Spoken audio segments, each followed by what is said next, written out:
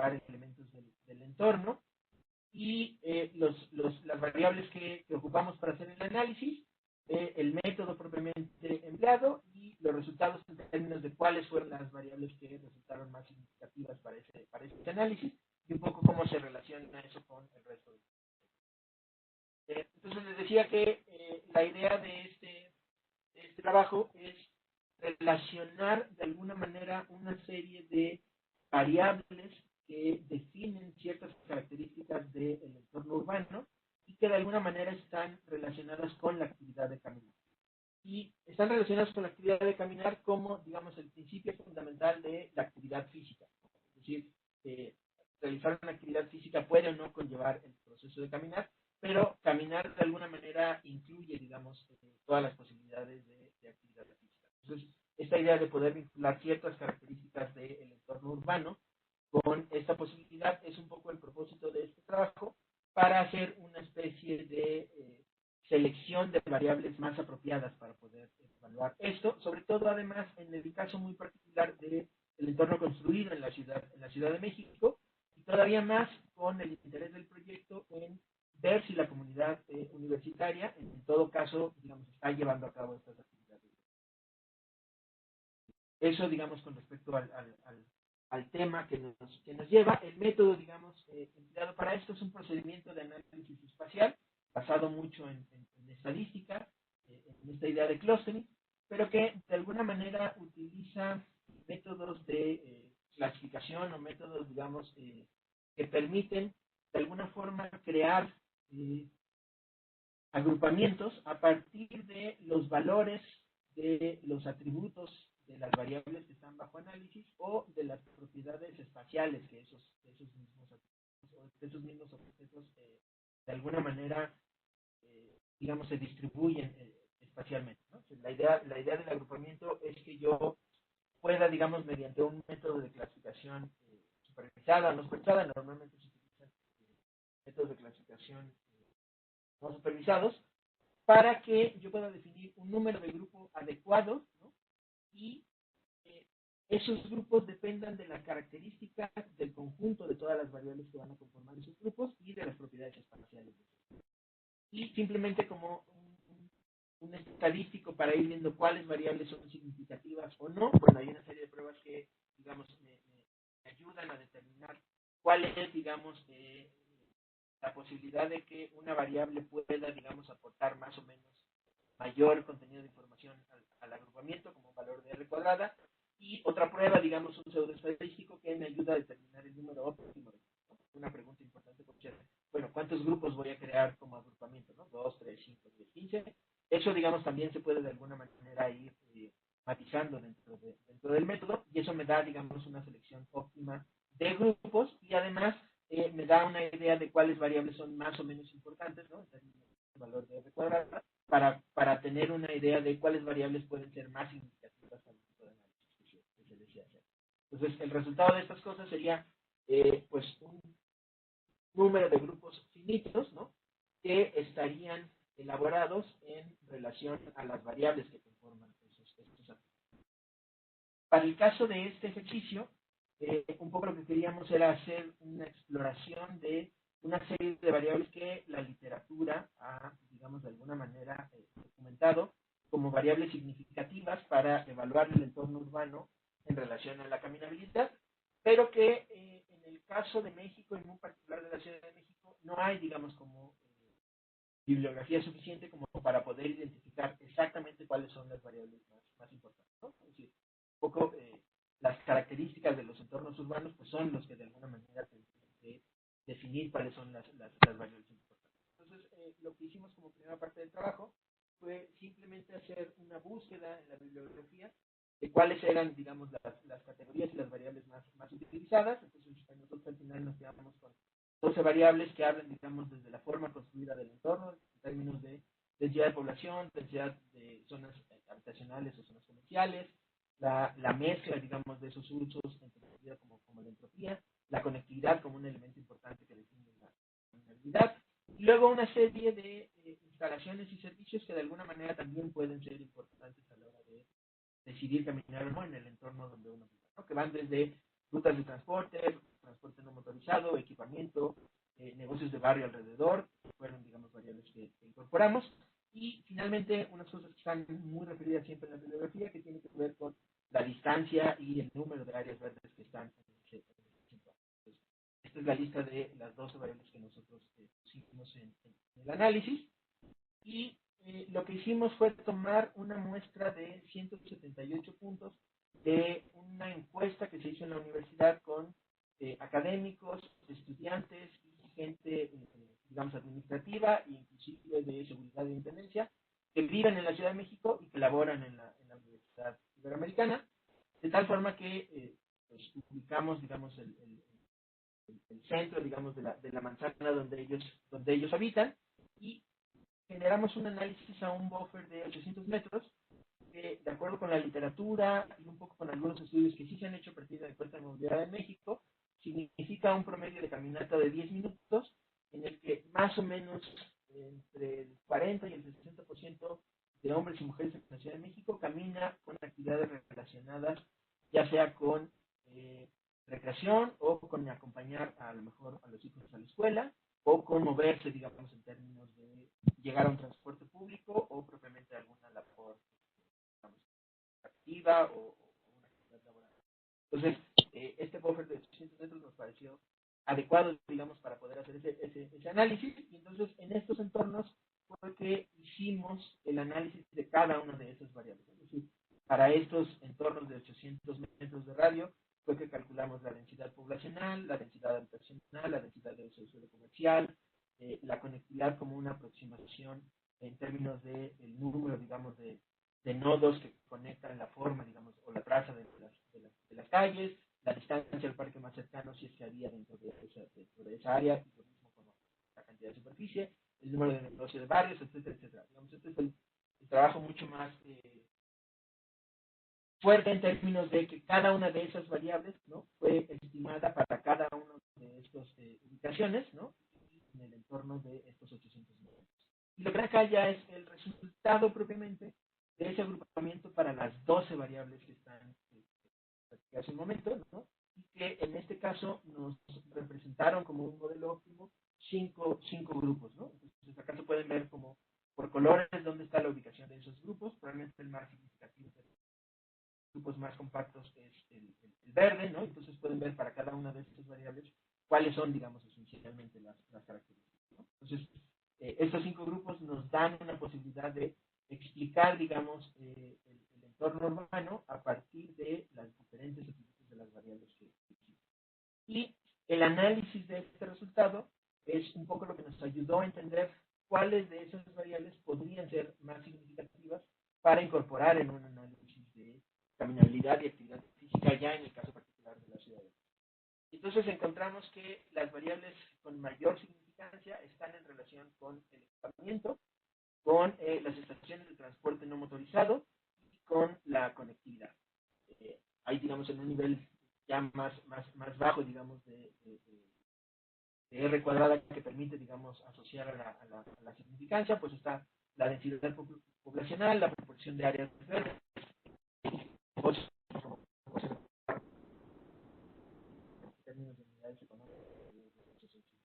Lo que ven de este lado es simplemente estadísticas en términos de equipamiento, son número de instalaciones, escuelas, iglesias, etcétera. Entonces hay en promedio estos 800, digamos, en estos ciento y tantos puntos que tienen un área de distancia de 800 metros, pues en promedio hay 60, digamos, instalaciones de equipamiento. En términos, por ejemplo, de número de estaciones de bicis, hay 3.7, ¿no? Entonces, la estación estándar, un mínimo y un máximo, y las cerras. Al hacer, digamos, este análisis, un poco lo que nos permite significar cuáles variables se vuelven más significativas, cuáles no lo son, digamos, para el caso mexicano, aunque propiamente la literatura los haya, digamos, nombrado como una característica importante. Probablemente aquí una cosa que nos llamó mucho la atención en términos de nuestro resultado fue que las densidades de usos de suelo, tanto comerciales como residenciales, como la propia entropía, que es la mezcla, digamos, de todos los usos de suelo, no salió significativa para el caso mexicano, muy particular para el de la Ciudad de México, y eso probablemente tenga que ver con que el insumo que nosotros tomamos como usos de suelo son los programas de desarrollo urbano, los programas parciales de desarrollo urbano. Entonces, en realidad estamos tomando el uso de suelo normativo no el uso de suelo que verdaderamente existe en la ciudad. Y entonces, claro, normativamente el uso de suelo en Benito Juárez es habitacional, ¿no? Aquí al 100%, pero evidentemente en la realidad es un uso de suelo que sí es habitacional, pero a lo mejor es habitacional en segundo, en tercero, en cuarto nivel, pero que en planta baja es un uso de suelo meramente comercial. Entonces, digamos que ahí la realidad no es capturada por sumo que nosotros tomamos, que es un uso de suelo más bien normativo, y entonces por eso es que las densidades, en particular la entropía, que es la mezcla, digamos, de esos usos, que además en la literatura está muy reportada en términos de que entre más mezcla de usos de suelo haya, mayor elemento se encuentra, y nosotros la verdad es que encontramos un estadístico muy pequeño, ¿no? La distancia a parques cercanos también fue una cosa que no salió con el valor que nosotros esperábamos, pero que en el caso de las variables que encontramos como significativas, es decir, el equipamiento, el transporte no motorizado y la conectividad, coincide esencialmente con algunos resultados que la literatura, sobre todo en ciudades latinoamericanas, muestra. Entonces, eso la verdad es que nos dio bastante. En términos de los grupos propiamente, pensar un poco en cómo es que resultó el agrupamiento. Bueno, podemos ver los verdes que yo les decía, que es el grupo 3, en realidad es el grupo más compacto, en donde se presentan valores más altos para la variable de transporte motorizado y no motorizado, la entropía y la conectividad, el equipamiento y servicios, como una mayor proporción de áreas verdes, ¿no? Encontramos, digamos, que este grupo en verde, ¿no?, que está más asociado a ubicaciones en la Benito Juárez y la Roma Condesa, digamos, tiene, digamos, mayores elementos de caminabilidad. El grupo azul, por ejemplo, que es el primero, refleja zonas con mayor densidad de población y comercial, así como menores valores de entropía y distancia a parques más cercanos. El grupo 2 refleja ubicaciones con mayor densidad de construcción, así como la mayor distancia a parques cercanos. Estos dos grupos medianamente se parecen y están esencialmente en las alcaldías más hacia afuera, digamos, de la ciudad de México. En el caso del grupo 4, este grupo 4 refleja valores mínimos para todas las variables, excepto entropía y distancia al parque más cercano. ¿Sí? Un poco lo que tiene es una gran mezcla de usos de suelo y áreas verdes cercanas. Me voy a regresar un poco simplemente para que los vean. Les decía, estos grupos verdes son esencialmente los que encontramos con mayores elementos para la sostenibilidad. Estos naranjas de los que platicaba al final, con una gran, digamos, valor de entropía de mezcla de usos de suelo, con distancia a parques, pero que no tienen todo lo demás de valores, en realidad poco equipamiento, poca transporte, etcétera, etcétera, etcétera. Y los azules y los rojos, ¿no?, que se parecen un poco, digamos, en sus valores, y que casi en la gran mayoría están muy dedicados a una gran densidad poblacional y una gran densidad de población. Es como la parte más densamente construida de la ciudad, y que también refleja un poco como el tipo de, digamos, ubicaciones que en relación a miembros de la comunidad. Como conclusiones, ya nada más para terminar, pero rápido lo digo, es que las variables más significativas para poder discriminar este ejercicio de agrupamiento fueron el equipamiento, que ya les decía, está referido a instalaciones escolares, culturales, deportivas, religiosas, así como el transporte no motorizado y la conectividad. Estas variables en particular han sido variables reportadas en otras investigaciones, ¿no?, que muchas de ellas, sobre todo en ciudades latinoamericanas, refieren que gran parte de lo que facilita la caminabilidad es, digamos, la infraestructura que permita caminar y andar en ciudad. Entonces, las actividades culturales, recreativas, educativas, es un elemento importante de la caminabilidad, y nuestros resultados así lo marcan. Con significancia moderada, pues están las densidades de población, la proporción de áreas verdes, los barrios, etcétera, y esto que les decía de las variables que nosotros esperábamos que tuvieran mayor significancia, pero que no lo tuvieran, esencialmente con las densidades y las mezclas de usos de suelo. Creo que con esto termino, porque aquí está el símbolo de la bibliografía, que igual está en el resto del. Sí. Muchas gracias por la presentación, Juan Manuel. Pasamos a la ronda de preguntas. Para ello, solicito a los que deseen realizar alguna pregunta, activen la mano virtual que se ubica a un lado de su nombre, en la lista de participantes. Bueno, parece ser que no tenemos ninguna pregunta, pero me gustaría preguntarles si tiene es si este es un proyecto que se encuentre en conjunto con alguna institución gubernamental. Y bueno, eso sería todo. ¿Ok? ¿O tiene un futuro para alguna entidad gubernamental?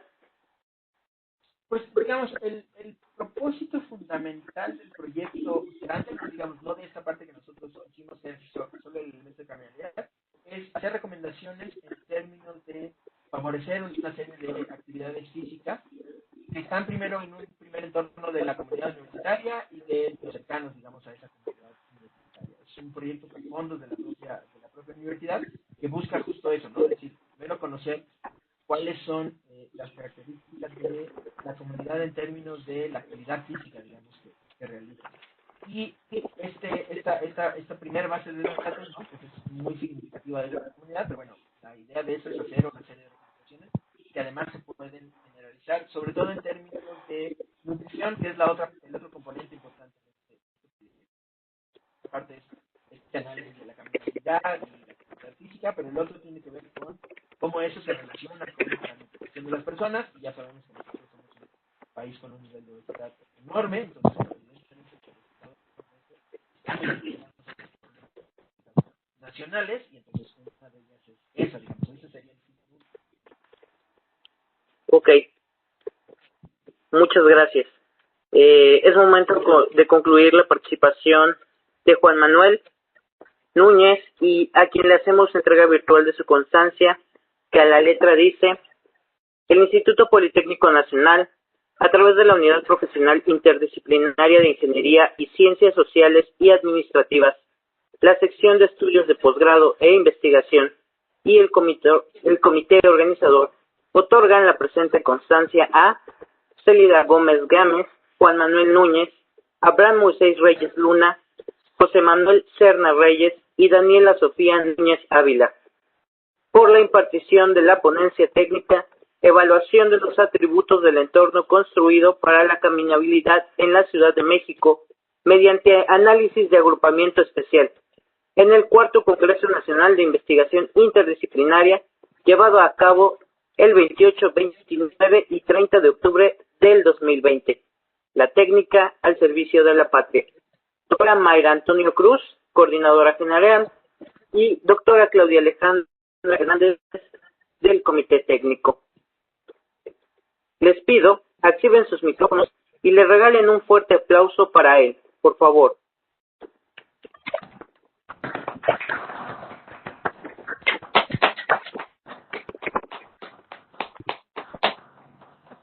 Gracias, mi hermano.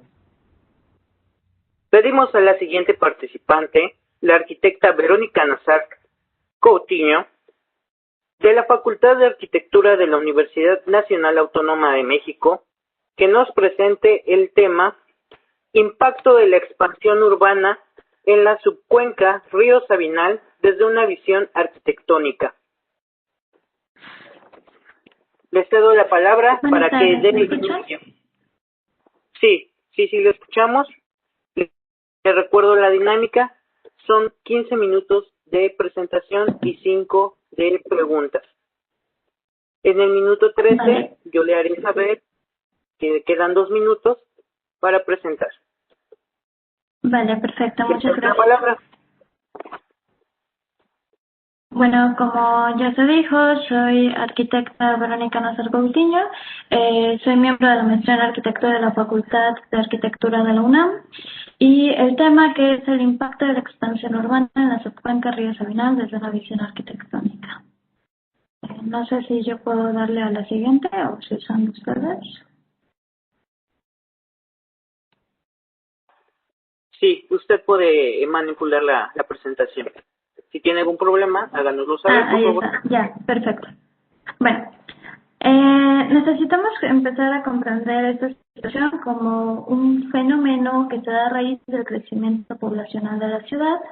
Es un problema generado por un conflicto de interés multidimensional y a distintas escalas, pues involucra aspectos sociales, económicos y ambientales. Arquitecta Verónica, tenemos problemas para oírla. Vale, muchas gracias. Ok, bueno, continuamos. El propósito de esta investigación es concientizar y dar a conocer el estado de degradación que hay en la subcuenca Río Sabinal dentro de la ciudad de Tuxtla Gutiérrez. La arquitectura es una herramienta tanto de desarrollo como de evolución humana, pues es este arte más expresivo que adaptará su entorno para poder satisfacer sus necesidades.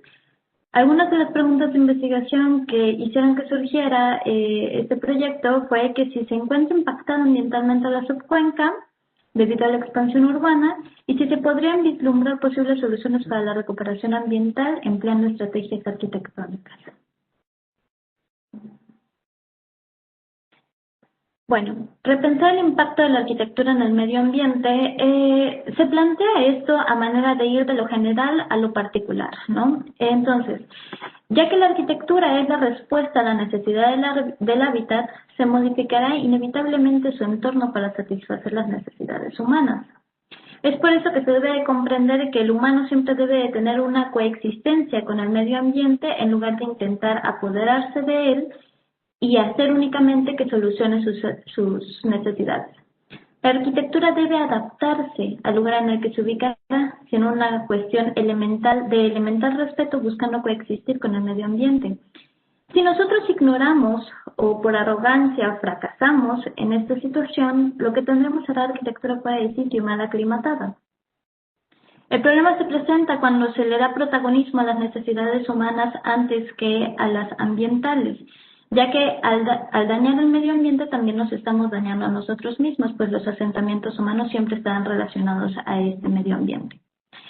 Fernández, de hecho, nos explica que la actividad humana es la principal causante de degradación ambiental y que para poder sustentar nuestras estructuras sociales y económicas dependeremos directamente de los recursos naturales. La integración humano-naturaleza. Lev nos dice que después del oro negro y del oro verde, hoy emerge el agua a la superficie del mercado como el oro azul. Y es que la biodiversidad es un tema interdisciplinario, pues todos coexistimos en un mismo espacio y necesitamos tener fácil intercambio de relaciones entre especies del mismo ecosistema para poder buscar el desarrollo.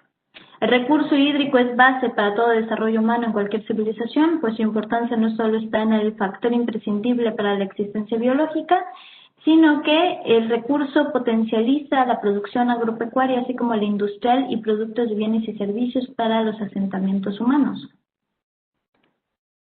La expansión urbana en la ciudad de Tuxtla Gutiérrez.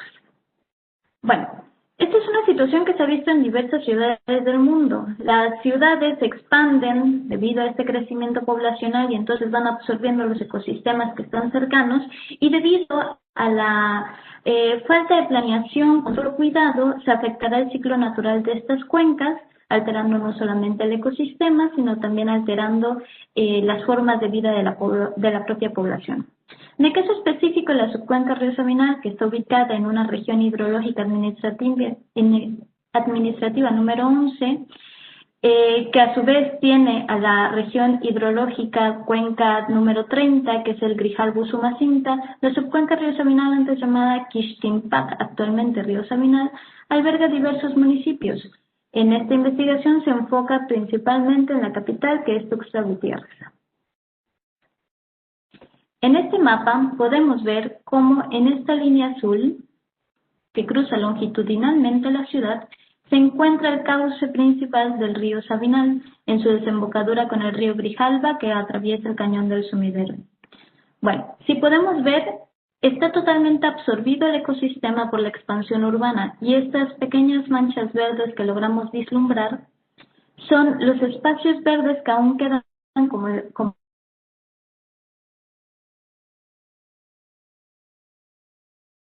Podemos ver una imagen de cómo el ecosistema persiste en la desembocadura del río, ya que todavía no ha llegado la expansión urbana y se alcanza a ver un pequeño bosque de galería que todavía existe. Esto mediante estudios de campo realizados para poder generar estas fotografías. De igual forma, la última parte del río, antes de su desembocadura, podemos ver que el agua es turbia, está en mala calidad.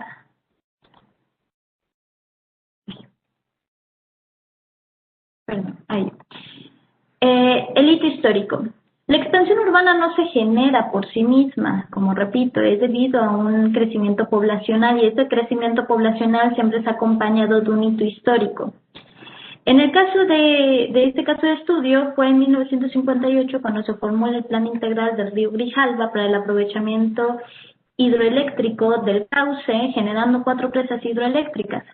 Esto generó que la ciudad se quisiera reformar, se hacen diversas ampliaciones, alumbrados públicos, pavimentación de calles, y entonces se genera una migración acelerada tanto de partes del estado como de partes del país hacia la ciudad de Tuxtla Gutiérrez. Entonces, si podemos ver en este mapa, el crecimiento poblacional y la expansión urbana venía de una manera concéntrica hasta que se lleva a cabo este plan, que se empieza a llevar la migración y entonces se expande de manera muy acelerada e incluso me atrevería a decir explosiva. Esta expansión urbana reflejada en la arquitectura se puede ver incluso en la cobertura residencial del uso de suelo. Aumenta muchísimo desde 1986 hasta el 2014 la cobertura de cambio de uso de suelo residencial, disminuyendo la cobertura de agua por los cauces que se tenían antes superficiales, y aquí no se ve tanto el cambio, ya que el agua sigue existiendo, pero no se ve porque ya no es superficial, sino están muchos de los ríos y arroyos canalizados. El impacto de la subcuenca Río Sabinal se puede también comprender desde la calidad del agua que tiene. El índice de calidad de agua para 2019 era del 34, encontrándose fuera de los límites permisibles según la norma ecológica y según la norma de salud. O sea, hace que ya no es ni siquiera adecuada para el ecosistema y mucho menos para la salud de los habitantes que viven en sus cercanías. El agua está contaminada y principalmente está consistida en índices de colices fecales. Los autores de esta investigación mencionaban que también esto puede significar un riesgo a la salud, ya que hay muchísimos asentamientos cercanos de vivienda. Bueno, aquí podemos ver un ejemplo muy claro de un elemento arquitectónico invadiendo el cauce del río. Este es un ejemplo demasiado claro donde se ve esta forma ortogonal que no es natural al cauce del río, no va guiada con la forma natural de un cauce, por lo cual genera conflictos tanto sociales como ecológicos, ya que esta agua que venía derivada a una vuelta natural orgánica se va de manera recta, inundando colonias y generando problemas sociales tanto de salud como de infraestructura al inundar las casas, ¿no? Entonces, esto es un elemento arquitectónico con una forma ortogonal que no tuvo el cuidado o el respeto de cuidar el cómo iba a coexistir con el medio ambiente, generando estos problemas. Otra manera de ver el impacto ambiental debido a la arquitectura es con los arroyos embovedados que se encuentran dentro de la ciudad. Este es uno de los principales arroyos que tiene el río Sabinal en su cuenca y es el arroyo de San Roque. Este arroyo, antes superficial, que brindaba biodiversidad y riqueza hídrica a la zona, ahora está completamente embovedado con un tramo de 1.248 metros lineales. Para esto se embovedó debido a que se quería utilizar para edificaciones y calles, o sea, se quería cambiar el uso de suelo. Resultados y discusión. Buscando responder a las preguntas de investigación, se puede aclarar efectivamente que el ecosistema Río Sabinal se encuentra degradado ambientalmente tanto en los niveles de contaminación del agua como en el espacio ecosistémico propio del cauce al no contar con un espacio original de ribera, siendo en un caso extremo como los embovedamientos de algunos afluentes del río debido a la expansión urbana y afectando la calidad de vida y la calidad ambiental de la ciudad. De igual forma, sí se vislumbran posibles soluciones arquitectónicas para mejorar la calidad ambiental del río Sabinal, ya sea mediante arquitectura del paisaje, proyecto urbano, integración de la vivienda al ecosistema, etc. Conclusión.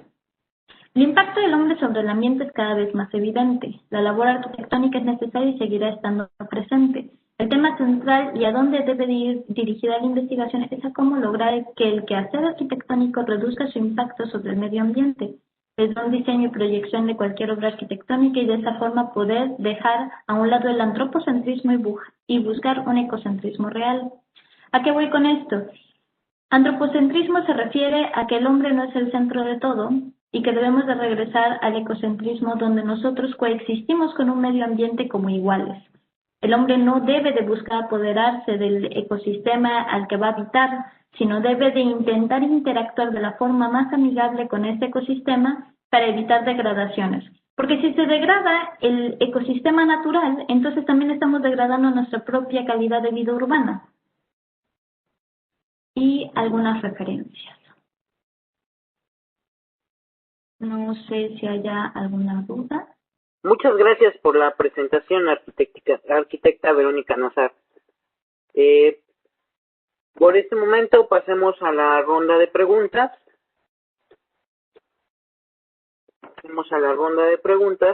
Para ello, solicito a los que deseen realizar alguna pregunta, activen la mano virtual que se ubica a un lado de su nombre en la lista de participantes. Me parece que no hay preguntas, pero a mí sí me gustaría hacer un comentario. Su tema me parece muy interesante, arquitecta. Es un tema relevante, como lo mencionó al final. Nos creemos lo más importante del ecosistema cuando realmente somos parte de él, y pues ojalá este trabajo se amplíe más y genere no solamente conocimiento para nosotros como investigadores, como científicos, sino también para la sociedad en general, que se encuentra fuera de estos ámbitos, pero ojalá pueda generar un impacto, y yo le agradezco la presentación. Gracias. Y en este momento vamos a concluir la participación de la arquitecta Verónica Nazar, y a quien le hacemos la entrega virtual de su constancia, que a la letra dice: el Instituto Politécnico Nacional, a través de la Unidad Profesional de Ingeniería y Sociales y Administrativas, la sección de estudios de posgrado e investigación y el comité organizador, otorgan la presente constancia a Verónica Nazar Coutinho por la impartición de la ponencia técnica Impacto de la expansión urbana en la subsecuencia Río Sabinal desde una visión arquitectónica, en el 4º Congreso Nacional de Investigación Interdisciplinaria, llevado a cabo los días 28, 29 y 30 de octubre del 2020. La técnica al servicio de la patria. Doctora Mayra Antonio Cruz, coordinadora general, y doctora Claudia Alejandra Hernández, del comité técnico. Les pido, por favor, activen sus micrófonos y le regalen un fuerte aplauso para ella.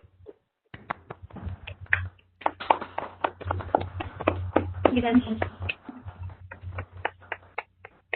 Pedimos al siguiente participante, Daniel Quiroz Suárez,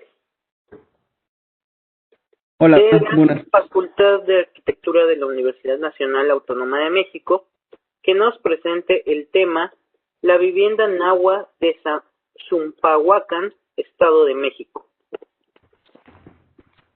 Les cedo la palabra para que de inicio, les recuerdo, son 15 minutos de presentación y 5 minutos de preguntas y respuestas.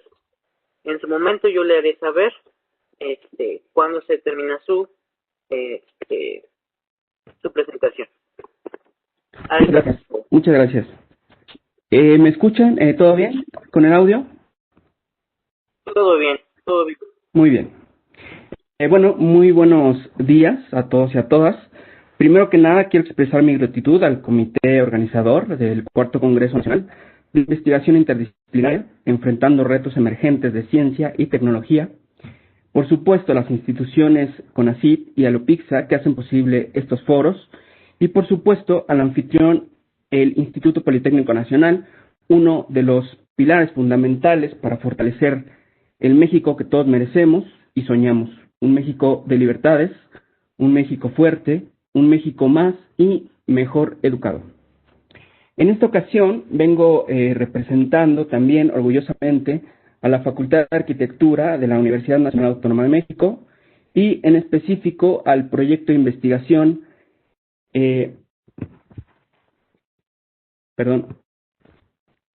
la polivalencia en los sistemas espaciales como procesos multiactoriales de apropiación y al proyecto PAPIME, elementos teóricos, metodológicos y técnicos para la inclusión sociocultural y económica de los procesos de producción social del hábitat, a cargo del doctor Francisco Acachín Espinosa Müller, donde se enmarca justamente esta investigación que se llama La vivienda náhuatl de Zumpahuacán, Estado de México. La vivienda popular indígena de Zumpahuacán ha sobrevivido al olvido de más de 500 años, a los procesos de diseño hegemónicos predominantes en la arquitectura. Por fortuna, por supuesto, y lo digo con conocimiento de causa, pues no es el único pueblo originario que gracias al olvido ha preservado sus saberes y que ha transmitido oralmente de generación en generación. Este trabajo describe la relación que existe entre el sistema constructivo de la vivienda popular indígena de Zumpahuacán con la práctica del saber hacer, tejer, como elemento identitario. Zumpahuacán es uno de los 124 municipios que componen el Estado de México. Está enclavado en la zona montañosa, conocida como el Eje Neovolcánico, muy cerca de Tenancingo, el centro comercial más importante de la región, vecino de Malinalco, el estado de Morelos y el estado de Guerrero. También colinda con Tonatico, con Ixtapan de la Sal y Villa Guerrero. A pesar de estar tan cercano de estos núcleos comerciales, turísticos y económicos, donde por supuesto se emplean, Zumpahuacán encabezó la lista de municipios más pobres de México, según datos del Coneval del 2002. Si bien es cierto que muchas personas originarias se emplean en las localidades con mejores condiciones económicas, también es cierto que mantienen un relativo hermetismo favoreciendo el tejido comunitario, el arraigo y los lazos socioterritoriales. Mantienen sus festividades, sus usos y costumbres en torno al campo, conservan su sistema de cargos y también su estructura de mayordomías.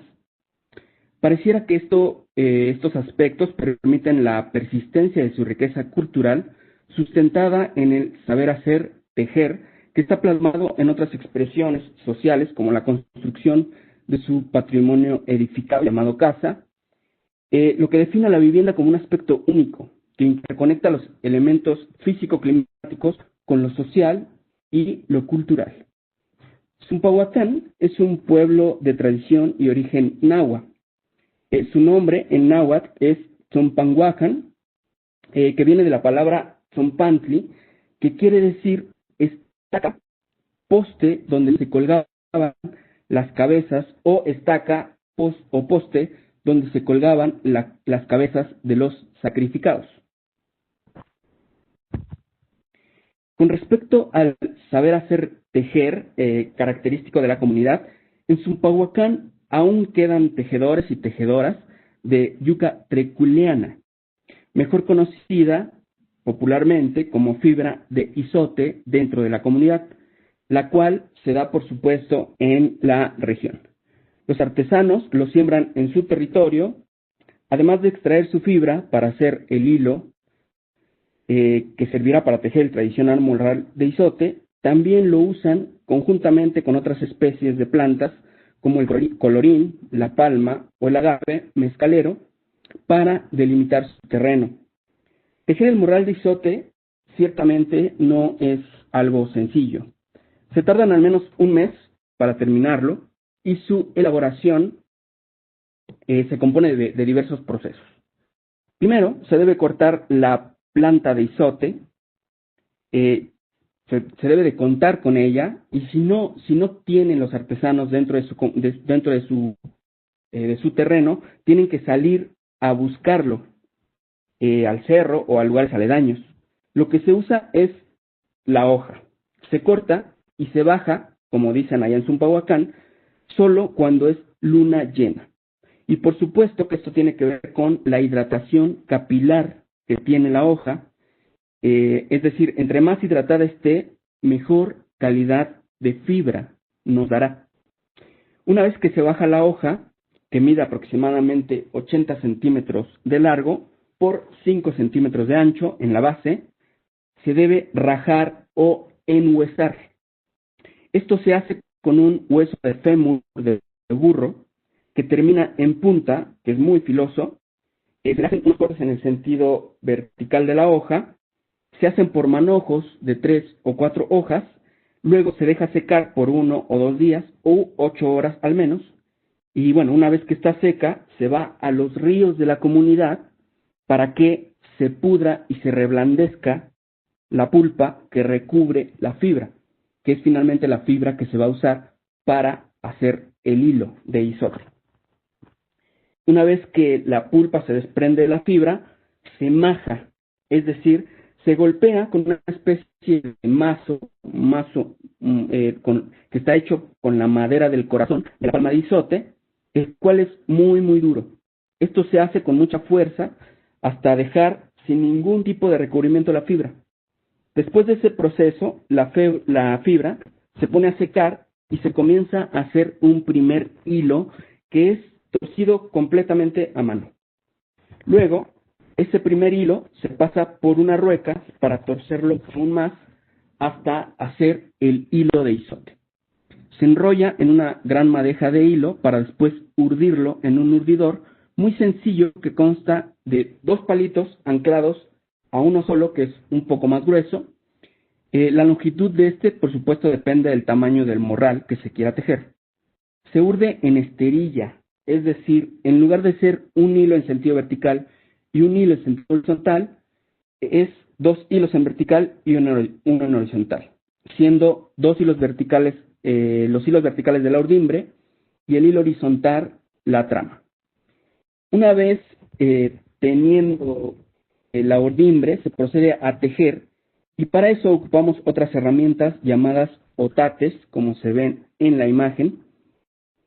Digamos que de manera genérica a todo el conjunto de palitos se le llama otates. Cada una de estas herramientas tiene su nombre dependiendo de la posición y función que tenga en el mecanismo llamado telar, que es una tecnología, si bien una tecnología rudimentaria, primitiva, pero finalmente una tecnología que hasta nuestros días se sigue utilizando. Estos elementos que componen el telar también forman parte de la riqueza natural de la comunidad. Por ejemplo, el machete también está hecho del corazón de la planta de isote. El peine es de algunas maderas que crecen dentro de la región, y los otates, como su nombre lo indica, son varas o enjulios de Otatea acuminata, que se da en las zonas lacustres. Curiosamente, también se da en las regiones lacustres de la zona de México, de la Ciudad de México. Ahora mucho menos. Yo, por ejemplo, soy de Milpalta. Aquí también se teje todavía con otates. Todo este proceso lo hace una sola familia, es decir, no hay una especialización de trabajo como se da en otros procesos de otras regiones de México, sin ir tan lejos. En Tenancingo, la comunidad aledaña a Zumpahuacán, que teje el tradicional rebozo de bolita, ahí cada familia se dedica a una cosa, es decir, hay una familia que se dedica a tejer, hay una familia que se dedica a teñir, hay una familia que se dedica a dibujar. Ahí mismo en Zumpahuacán, la gente y las mujeres se emplean en hacer la punta del rebozo. Entonces, son varios procesos, pero no lo hace una sola familia, sino que cada familia se dedica a algo en específico.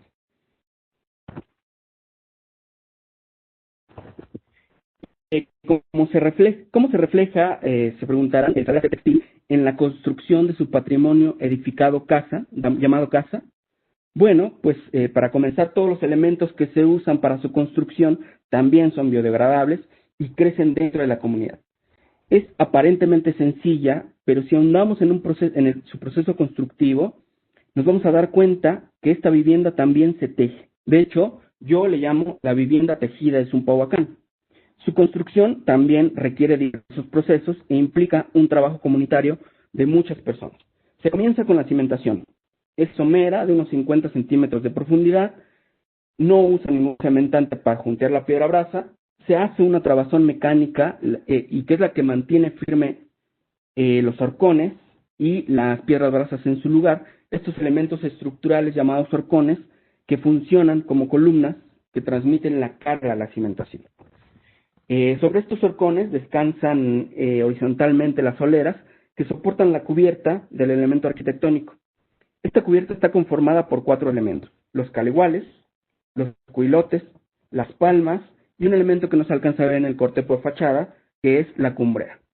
Para garantizar la impermeabilidad de la cubierta, las palmas que vemos en la imagen se deben tejer del lecho bajo de la cubierta al lecho alto de la cumbrera. Solamente sí se puede garantizar que sea todo esto, por supuesto, unidos con amarres de mecate o palma. El nudo que se emplea es una variante del nudo ballestrinque y que tiene la cualidad de no aflojarse con el tiempo y ser muy fuerte. Como muro se usan varas de chapulistre o otates, también llamado muro tejido, dispuestos a manera de un textil, es decir, es un muro tejido donde los otates vienen siendo la urdimbre, las varas de chapulistre vienen siendo la trama. A veces este muro tejido se le repella con tierra cruda para evitar que pasen los vientos o la humedad.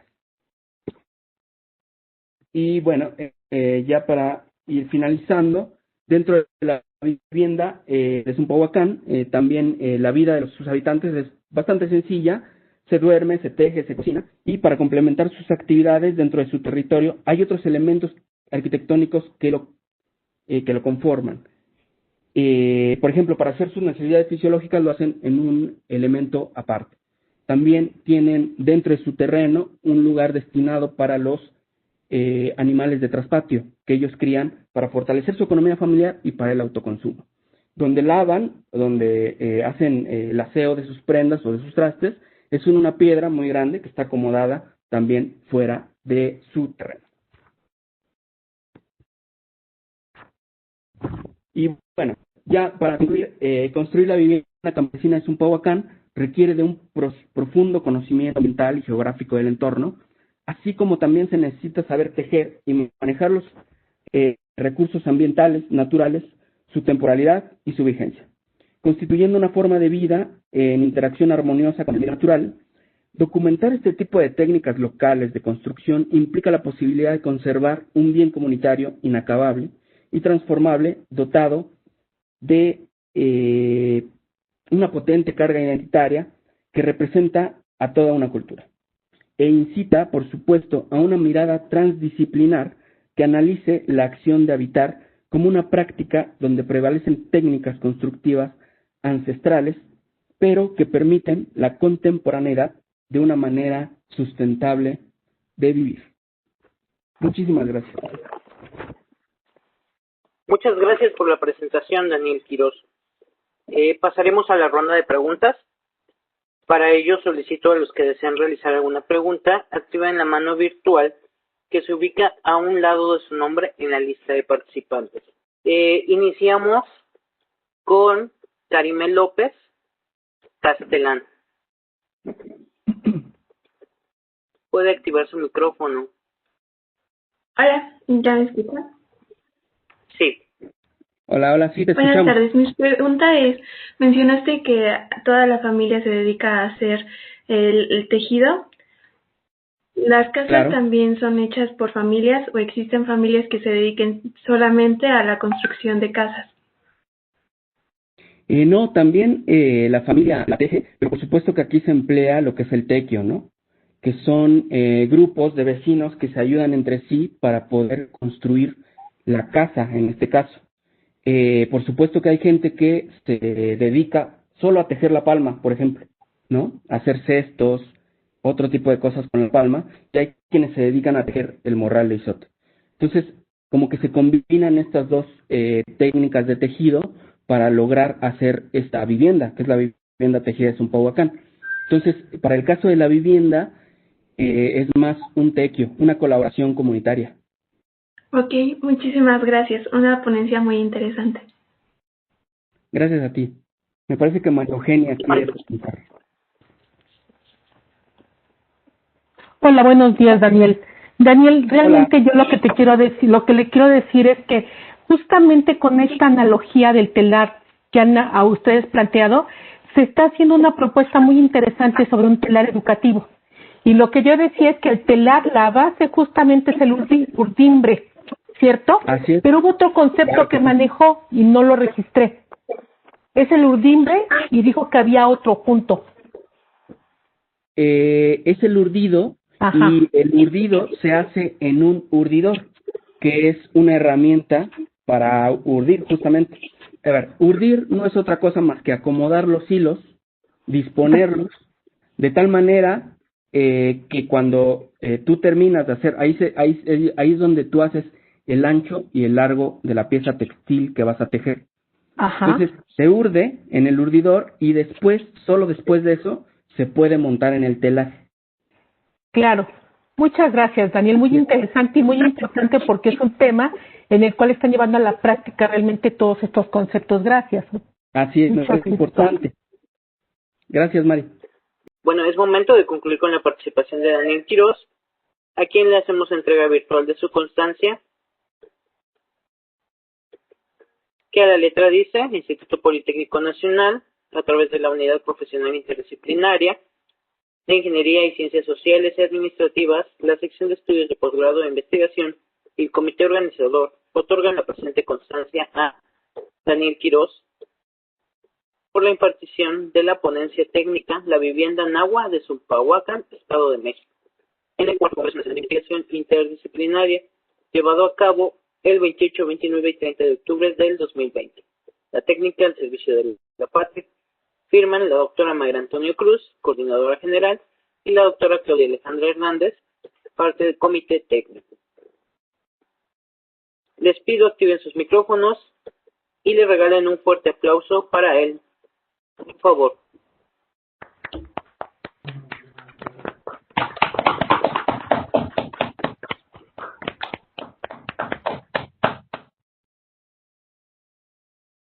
Pedimos a la siguiente participante, Arely Maldonado Meneses, de la Universidad Veracruzana, que nos presente el tema Modelo de Responsabilidad Ambiental Empresarial para el reconocimiento a micro y pequeñas empresas ubicadas en la ciudad de Jalapa, Enríquez, Veracruz. Buenas tardes. Bueno, primero que nada quiero agradecer por aceptarme participar en este cuarto Congreso Nacional de Investigación Interdisciplinaria, enmarcado bajo la temática Enfrentando redes emergentes de ciencia y tecnología.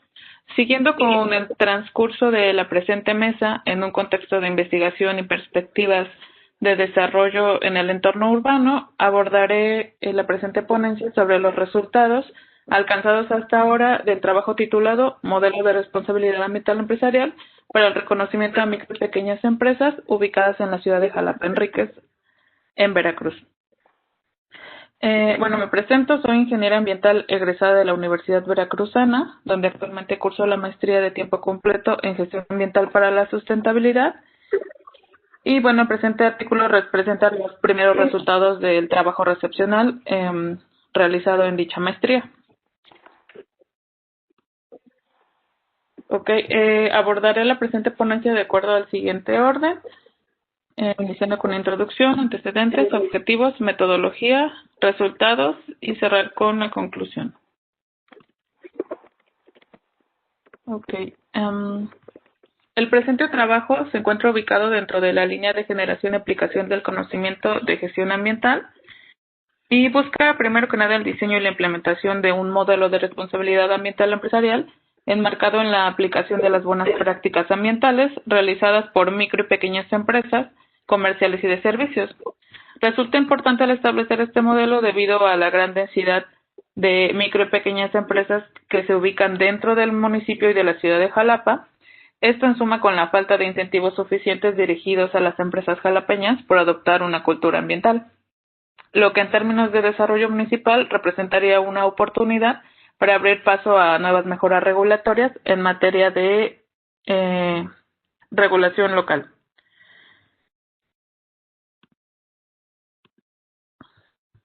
Los sistemas urbanos cuentan con características muy representativas, como es su gran complejidad y dinamismo, y suelen demandar múltiples recursos como son agua, energía y materias primas.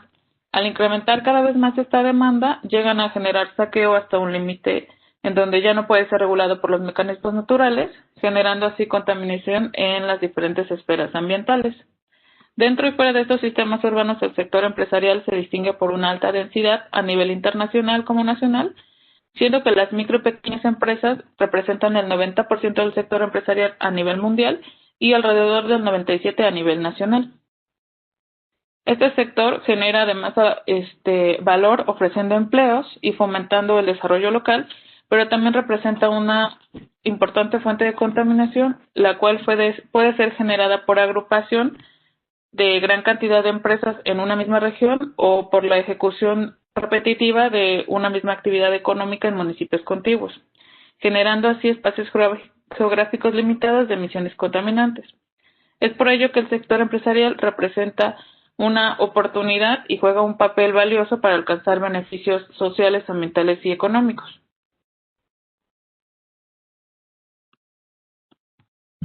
El presente modelo se encuentra enmarcado en la teoría del desarrollo sostenible e inspirado a sumar hacia los objetivos de desarrollo sustentable, tomando en cuenta una perspectiva particular y la realidad propia desde un enfoque de responsabilidad ambiental empresarial como elemento estratégico y el desarrollo de capacidades de la región. Dado este contexto, se plantearon los siguientes objetivos para el estudio y desarrollo del proyecto. El general se estableció que será establecer un modelo de responsabilidad ambiental empresarial para la formación y reconocimiento de las micro y pequeñas empresas comerciales y de servicios ubicadas en la ciudad de Jalapa. En cuanto a los específicos, se establecieron 3. El primero es caracterizar las micro y pequeñas empresas comerciales y de servicios del municipio de Jalapa de acuerdo a su actividad económica y su responsabilidad ambiental. El segundo es diseñar un modelo de responsabilidad ambiental empresarial para las micro y pequeñas empresas a través del compendio y síntesis del sistema de manejo ambiental para unidades económicas del municipio. Y el tercero, implementar el modelo de responsabilidad ambiental empresarial para las micro y pequeñas empresas comerciales y de servicios a través de las estrategias de educación pertinentes. Continuando con la metodología, para el presente estudio se eligió la metodología de la investigación-acción para la creación del modelo de responsabilidad ambiental empresarial, en donde se distribuyó en 5 fases: una preinvestigación, un diagnóstico, la construcción del plan de acción, la ejecución del plan de acción y finalmente la valorización y socialización de los avances. Dentro de la preinvestigación, que tuvo el objetivo de iniciar con la creación del diseño del modelo, se realizó la investigación del problema, así como su identificación a través de la revisión bibliográfica y el recuento de experiencia en el tema. Dentro del diagnóstico, se estudiaron los aspectos generales sobre el contexto de las micro y pequeñas empresas establecidas en la ciudad, así como numerales, estadísticas, normatividad aplicable en materia, dentro de los 3 órdenes de gobierno. En cuanto a la construcción del plan de acción, se planteó como instrumento clave una guía de buenas prácticas ambientales de acuerdo a las necesidades locales, además del diseño del plan de acción delineado para el modelo de responsabilidad ambiental empresarial. En la tercera fase, que es ejecución del plan de acción, en esta fase resulta importante resaltar que debido al inicio del confinamiento obligatorio en el municipio, así como en el país, fue en esta etapa en donde se suspendieron las actividades en campo ya planificadas. Y finalmente, la etapa de valorización y socialización de avance será el cierre del proyecto, en donde se plantea el análisis y discusión de los resultados y se integrará toda la información recabada a lo largo del proyecto. Resulta importante destacar que esta metodología va acompañada de una evaluación de las diferentes fases que se realizará de manera lineal durante las 5 fases y será acompañada por la experiencia educativa Proyecto Integrador, que forma parte del plan de estudios de la maestría que les mencioné. En cuanto a los resultados y discusión, los primeros resultados que se han obtenido del presente trabajo profesionalizante está la caracterización de las micro y pequeñas empresas en la ciudad, en donde se puede mencionar que de acuerdo a datos del Directorio Estadístico Nacional de Unidades Económicas, en su última actualización del 2019, la ciudad de Jalapa contaba con 29.195 unidades económicas y el municipio con 31.283. Esto quiere decir que más del 90% de las empresas del municipio están localizadas en la ciudad. Se puede mencionar que las microempresas que cuentan con un personal de 0 a 10 lideran en el municipio de Jalapa en cuanto a cantidad, en comparación con las otras 3 estratificaciones registradas, y de las cuales más del 90% están ubicadas en la ciudad. Y en cuanto a las pequeñas empresas, que es la segunda estratificación más importante, con personal de 11 a 50, representan cerca del 74.7% de las empresas ubicadas en la ciudad.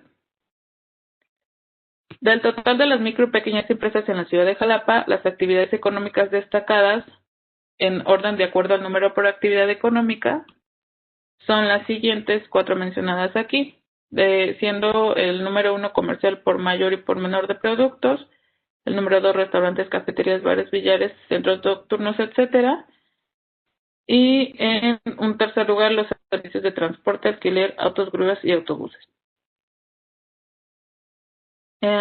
Esto quiere decir que del total de las unidades económicas ubicadas en la ciudad de Jalapa, al menos el 85% ejercen actividades económicas comerciales y o de servicios, y de acuerdo a su estratificación empresarial son las micro y pequeñas empresas las que predominan en la ciudad.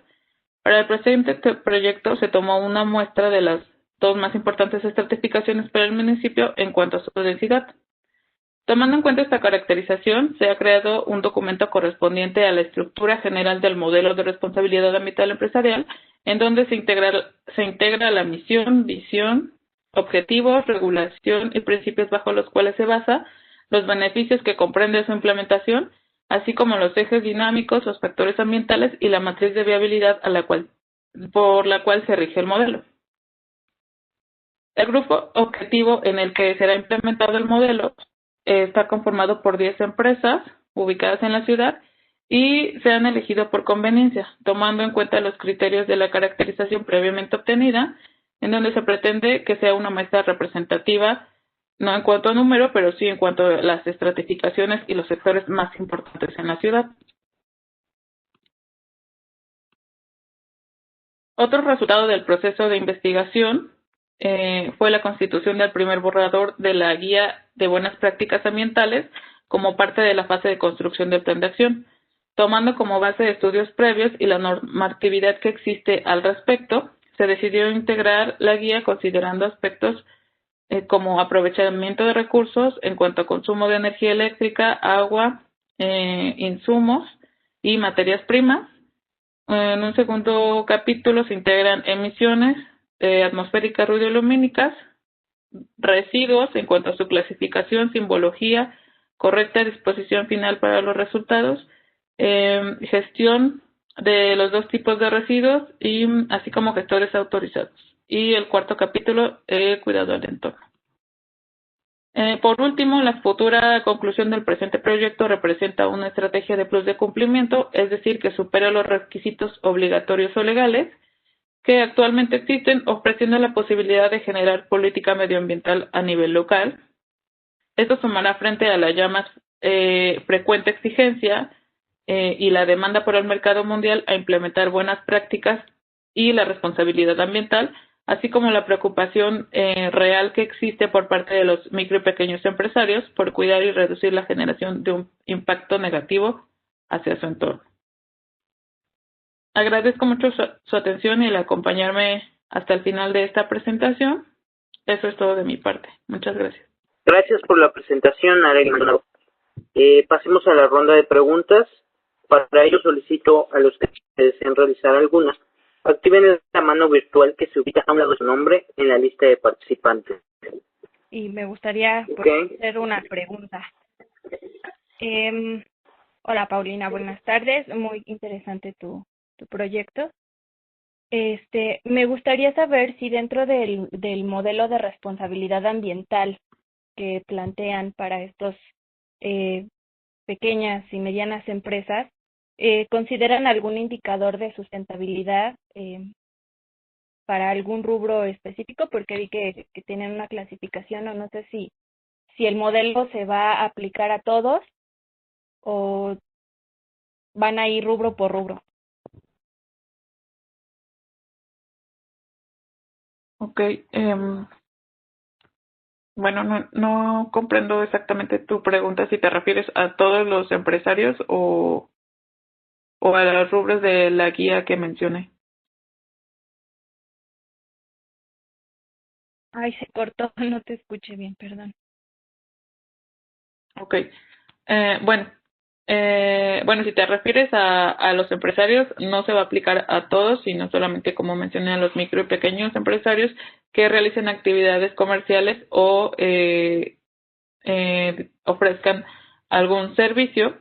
Dentro del proyecto se tienen enmarcados exactamente cuáles son las actividades económicas a las que se les va a aplicar. Desgraciadamente aquí no puedo presentar todo el anexo de cada una de las actividades económicas como tal definidas, pero no sé si eso contesta a tu pregunta. Espero que sí. No, mi pregunta era si en algún rubro, si van a aplicar el modelo en todas las empresas que tienes clasificadas como pequeñas y medianas, y si este modelo contempla algún indicador de sustentabilidad. Sí, van a hacer el modelo como se va a aplicar como prueba piloto en 10 empresas y tiene como indicadores de sustentabilidad los que mencionamos en la guía, pero al inicio de la implementación del modelo se va a realizar un primer diagnóstico en cada una de las empresas en donde se les va a mencionar, bueno, se va a diagnosticar cuáles son las que le aplican a cada una, porque no a todas les aplicaría lo mismo, pero se tienen ya enlistadas, digamos, las que se toman en cuenta y de acuerdo a este diagnóstico se va a hacer se va a definir cuáles le aplican a cada una. Ok, muchas gracias. Por nada. Parece ser que ya no hay más preguntas y entonces es momento de concluir la participación de Maldonado, a quien le hacemos entrega virtual de su constancia, que a la letra dice en el Instituto Politécnico Nacional, a través de la Unidad Profesional Interdisciplinaria de Ingeniería y Ciencias Sociales y Administrativas, la sección de estudios de posgrado e investigación y el comité organizador otorgan la presente constancia a Arely Maldonado Meneses, Nancy Domínguez González y Danu Alfredo Fabre Platas, por la impartición de la ponencia técnica Modelo de Responsabilidad Ambiental Empresarial para el reconocimiento a micro y pequeñas empresas ubicadas en la ciudad de Calapatriques, Veracruz. El Cuarto Congreso Nacional de Investigación Interdisciplinaria, llevado a cabo el 28, 29 y 30 de octubre del 2020. La técnica al servicio de la patria. Doctora María Antonio Cruz, coordinadora general, y la doctora Claudia Alejandra Hernández, del Comité Técnico, firman dicha constancia. Les pido activen sus micrófonos y le regalen un fuerte aplauso para ellas, por favor.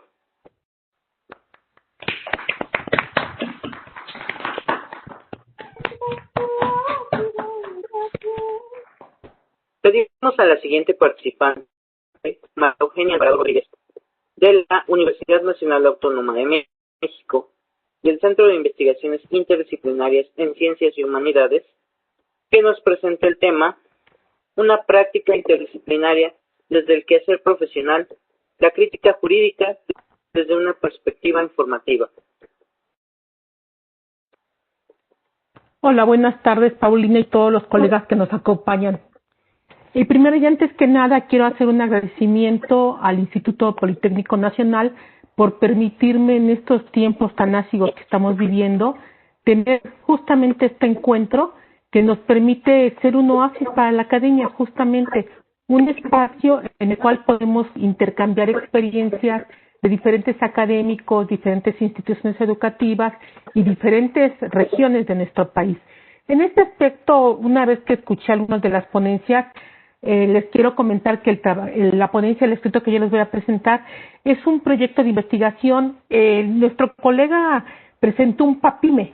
Dentro de la universidad hay muchos modelos, nos centramos en dos. Uno es el PAPIME, que es más bien para la formación y el mejoramiento de la enseñanza, y hay otro que se llama PAPIT, que es para el impulso a la investigación. El que yo les voy a presentar justamente es un PAPIT, y les quiero decir que es un proyecto que está concluido, que lo venimos trabajando tenía un antecedente de 3 años más, sin embargo, con el financiamiento fue de 3 años, y se centra principalmente, como su título lo dice, justamente en una práctica interdisciplinaria. ¿Por qué le llamamos una práctica interdisciplinaria?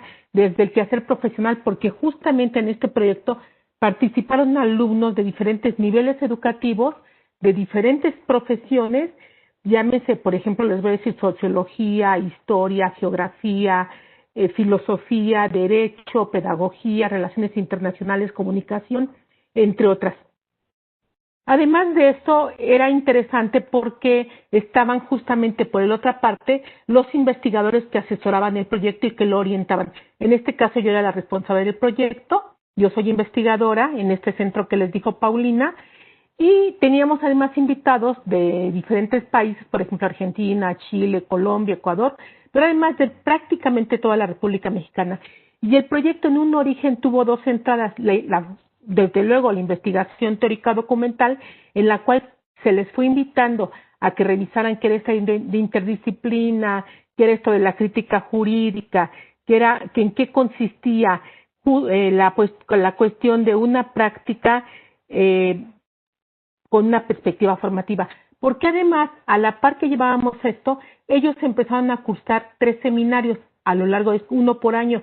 Y en este seminario ellos asumieron, o sea, estoy hablando de todos los estudiantes, la función de ser los ponentes, ahora sí que eran juez y parte. Exponían en una sesión y a la siguiente eran los alumnos. Y así nos fuimos, y además organizaron eventos tanto a nivel nacional como internacional, donde presentaron ellos mismos pues sus ponencias, todo su trabajo. Pero antes de continuar, el trabajo que hicimos obviamente tiene unos antecedentes, y recordemos que la palabra interdisciplina de repente se volvió así como que un boom del 2000 para acá, pero hay antecedentes. El primero de ellos es justamente en 1937, cuando se aparece la palabra interdisciplina como un cruce de disciplinas. Posteriormente, el otro evento fuerte, el impacto, es en 1970-75, que un autor que se llama Leo Apostel organiza un seminario justamente sobre interdisciplina, y en un seminario llevado en Suiza, en el cual reúne investigadores de la calidad, por ejemplo, de Jean Piaget, de Jans, de Guy Passman, del mismo Apostel, y hacen un famoso libro sobre interdisciplinaridad y problemas de la enseñanza. Este tuvo un gran impacto, esto dentro de los antecedentes, porque, por ejemplo, la Universidad Metropolitana se crea bajo estos lineamientos. En el mismo Instituto Politécnico Nacional hay un centro de investigaciones interdisciplinarias. En el CEIS, en la UNAM se crea el Centro de Investigaciones Interdisciplinarias, al que yo estoy adscrita, y además las escuelas descentralizadas de la UNAM asumen que esto es una parte importante en la interdisciplina, un plan de estudios donde tratan de incorporar ya no más asignaturas aisladas, como está bien el caso de la Metropolitana, sino pensar en áreas de conocimiento. Posteriormente, es justamente, les decía, en este año cuando se empiezan a crear más impulso sobre este tipo y empiezan a presentarse, a crearse muchísimo más centros en diferentes partes del país y del mundo, ¿no? Pero bueno, este proyecto del que les hablo es uno denominado Epistemología y Crítica Jurídica, Ontología del Pensamiento Político en América Latina, y lo desarrollamos de abril del 2017 al 2020. Todos nos vimos afectados y nos vemos afectados tanto a nivel nacional como internacional por la pandemia, y pues nosotros no fuimos la excepción. Pero en este proyecto la parte más importante que nosotros consideramos fue justamente la de hacer qué era esto de la ontología, qué era esto de la epistemología, en qué consistía la crítica jurídica, y Y bueno, la crítica jurídica, les comento, es una opción alternativa para que el ejercicio del derecho, el ejercicio del poder, tenga un uso alterno y que se promueva la justicia más ampliamente sin que esté el derecho al servicio del señor poder, ¿no? Y entonces se empiezan a trabajar, por ejemplo, derechos humanos, derechos indígenas, derechos de los marginales, o sea, todo esto que tenemos de la desigualdad, la inclusión, etcétera. Eso es parte de lo que trabaja la crítica jurídica, porque buscamos no solamente una idea de derecho, sino un derecho que realmente sea justo, equitativo y todo esto. Pero además combinado, les decía, con todas estas áreas de conocimiento, la comunicación, ¿qué aporta para esto? Pero entonces se empezó a dar un intercambio entre yo, comunicólogo, yo, historiador, o sea, todas las áreas que estaban, empezamos a buscar, con todos los retos que esto implica, un lenguaje que nos uniera a todos, un lenguaje que nos diera la posibilidad de construir algo diferente.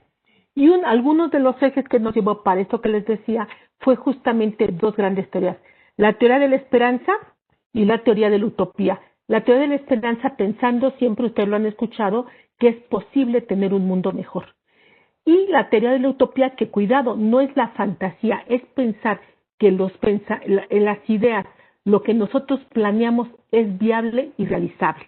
Y esto nos lo podemos ver con un autor, entre otros muchos, como es por ejemplo Eduardo Galeano, en un libro que se llama precioso, que se llama Vomito del Fuego.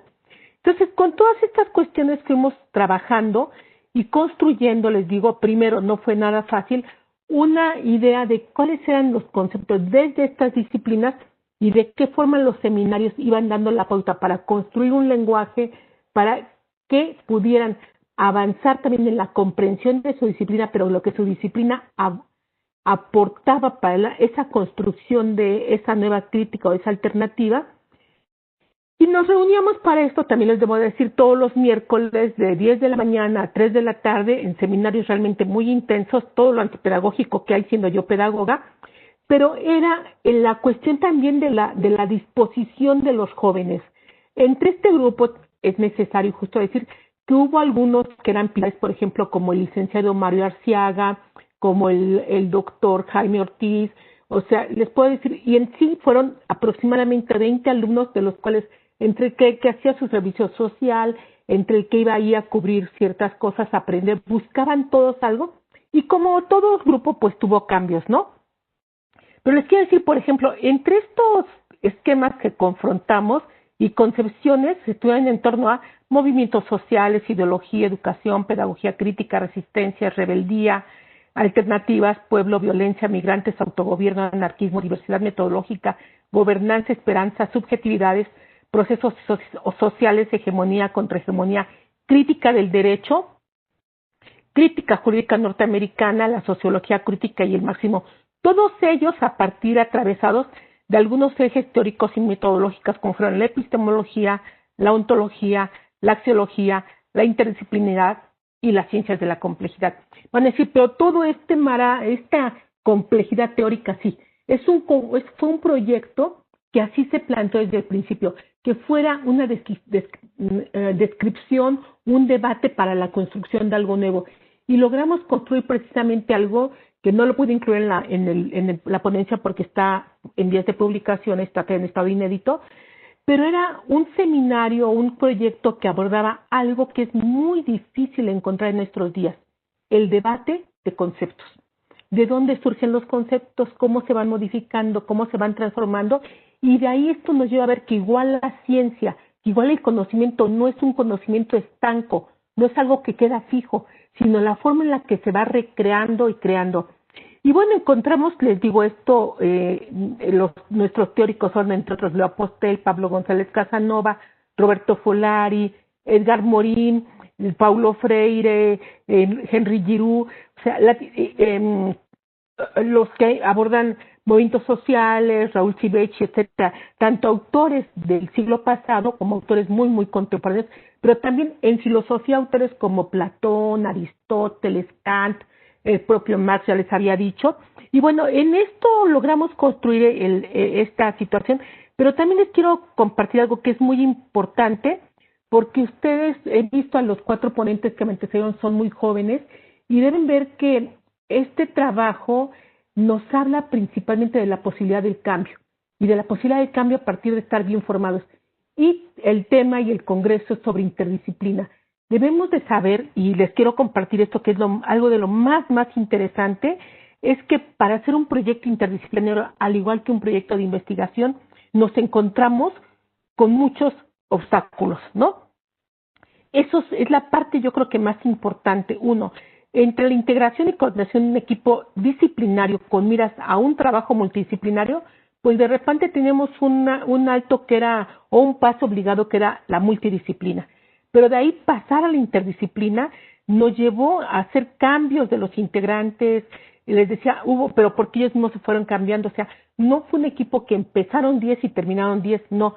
Actualmente les tengo que decir que si el año pasado, el 19, a finales de año, muchos se fueron por así convenir a sus intereses, pues llegaron otros, llegaron jóvenes muy jóvenes, incluso de nivel de licenciatura de lo que es ahora la Benito Juárez Unidad, ahí se me olvidó, Narvarte, y después fueron llegando más y más, llegaron estudiantes de maestría, estudiantes de doctorado, estudiantes de licenciatura, o sea, diferentes niveles, y con todos ellos era tener un respeto, porque la interdisciplina implica, número uno, un conocimiento de tu disciplina, que tengas un buen conocimiento de tu disciplina y ahí puedas poner en debate con los otros, pero implica también el respeto al diálogo con el otro, implica ver que hay una complejidad inherente a la realización de ese proyecto, a la integración de un equipo por las confrontaciones de esquemas teóricos metodológicos, pero también por el encuentro de diferentes horizontes epistemológicos, lenguajes disciplinares. Todo esto fue gracias a eso que logramos construir lo que le digo, que ojalá que se la pueda compartir posteriormente, esa matriz teórica. Son aproximadamente 32 conceptos de los cuales revisamos todo lo que diga origen, cómo se conceptualizan, cómo han ido cambiando todo esto. Pero también entre estas complejidades o entre estos obstáculos encontramos que había una cuestión para llevar a cabo los eventos académicos. Esto que les decía, los propios jóvenes, y cuando hablo jóvenes estudiantes, por cuestiones, no voy a hacer diferencias ahorita, pero quiero sí decir lo que había jóvenes, tanto mujeres como caballeros, ¿no? O sea, había hombres y mujeres, pero incluso el tema de género fue un tema que estuvo ahí en debate permanente, como les decía, por la participación de los lésbicos y todo esto, ¿no? Que no me sé todas las letras. Pero esto es muy importante porque en la medida en que uno pueda ver su propia posición, ya casi, ¿verdad, Patricia? Paulina, ya, 2 minutos termino. Entonces, ahí justamente pudimos ver cómo se va dando toda esta inserción del respeto y la disposición. Lo que me restaría decirles es que un gran ideólogo como es Pablo González Casanova nos recuerda que es fundamental para el desarrollo de un nivel superior de la colectividad y la comunidad, que el acercamiento disciplinario invita a construir un proceso que requiere la conjunción de las disciplinas con diversas concepciones de mundo, de hombre y de sociedad, que al interactuar complementan una potencial respuesta a sus interrogantes, con base en su historia y sus métodos, construye, deconstruye. Por eso es tan necesaria la disposición al aprendizaje, una actitud de apertura al conocimiento y con ello superar los retos que implica esta aventura intelectual. Muchas gracias, Paulina. Espero no haberme pasado tanto. Y si tienen preguntas, pues me dicen, y si no, pues ahora sí que les comento, estoy en la Torre de Humanidades cuando regresemos. Soy investigadora de la UNAM y pues estoy para contestar las preguntas que quieran. Gracias. Ya, Paulina, gracias. Muchas gracias por la presentación, María Eugenia Alvarado. Pasemos a la ronda de preguntas. Para ello solicito a los que desean realizar alguna pregunta, activen la mano virtual que se ubica a un lado de su nombre en la lista de participantes. Me parece que no hay preguntas, pero yo sí quiero decir algo, Paulina. Paulina, si me permites, en los 2 segundos que quedan, un tema como estas características es un tema teórico muy complejo, yo lo sé, y por eso justamente agradezco a los organizadores que me hayan permitido compartir con ustedes algo tan teórico, pero que insisto, es muy necesario que nuestra juventud, nuestros jóvenes estudiantes, nuestros jóvenes académicos, futuros académicos de este país, vean la importancia de estudiar el origen de todo esto, porque ustedes jóvenes son la generación que sigue. Muchos de nosotros pues, ya estamos próximos quizás en unos 5, 6, 7 años a jubilarnos, pero que ustedes jóvenes los invito a que hagan todo esto con un real compromiso académico y que se aventuren en este trabajo intelectual. Muchas gracias, Paulina. No, gracias a usted. Es momento de concluir con su participación, María Eugenia. Claro, gracias. Y haremos en este momento entrega virtual de su constancia, que a la letra dice: el Instituto Politécnico Nacional, a través de la Unidad Profesional Interdisciplinaria de Ingeniería y Ciencias Sociales y Administrativas, la sección de posgrado e investigación y el comité organizador otorgan la presente constancia a María Eugenia Alvarado Rodríguez por la impartición de la ponencia técnica Una práctica interdisciplinaria desde el quehacer profesional, la crítica jurídica desde una perspectiva formativa, en el 4º Congreso Nacional de Investigación Interdisciplinaria, llevado a cabo el 28, 29 y 30 de octubre del 2020. La técnica al servicio de la patria. Firman la doctora Mayra Antonio Cruz, coordinadora general, y la doctora Claudia Alejandra Hernández, parte del comité técnico. Sin más, les pido activen sus micrófonos y le regalen un fuerte aplauso para ella, por favor.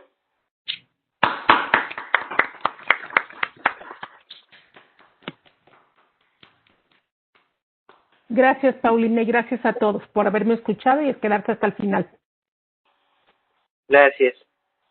A continuación, pedimos al siguiente participante, José Godínez Muñoz, del Instituto Tecnológico de Comitán, que nos presente el tema Modelo para implementar la cultura emprendedora en estudiantes de Ingeniería en Desarrollo Comunitario del TEC Instituto Tecnológico de Comitán. Muchísimas gracias, muy buenas tardes a todos. Es un gusto para mí participar en este 4º Congreso Nacional de Investigación Interdisciplinaria. Una felicitación a los organizadores y al Instituto por permitirme participar dentro de este congreso. El tema que yo abordo en esta investigación está denominado como Modelo para implementar la cultura emprendedora en estudiantes de Ingeniería en Desarrollo Comunitario del Tecnológico Nacional de México, Instituto Tecnológico de Comitán, ubicado en Chiapas.